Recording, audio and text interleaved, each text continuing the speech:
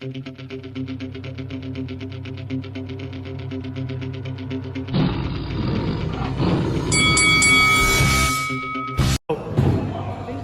this is Sugar Hill.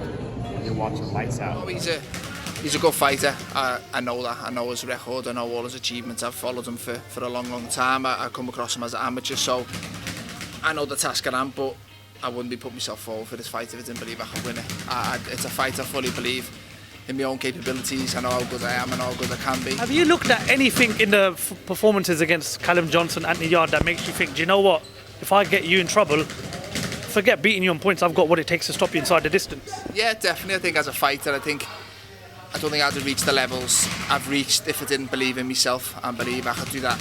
I can knock anyone out in the world. I fully believe I can. And I think with Beterbiev, more so in the Callum Johnson fight, you know, I class Callum as a friend. I knew Callum a long time, and he put him over. So if he can put him over, and you know someone else has put him over, he can be hurt. He's not invincible, which some people like to make out. Some people make out that he's this invincible monster, and he's a very good fighter. He's very heavy-handed, but he can be hit himself. And if you're there to be hit, you're there to be hurt. If you're there to be hurt, you're there to be finished. So I definitely see ways in which I can win this fight, and you know, I'll hopefully have a good rest of camp, and we'll come up with the right game plan, and hopefully I can execute it on the night and we can get the win and take his belts off him.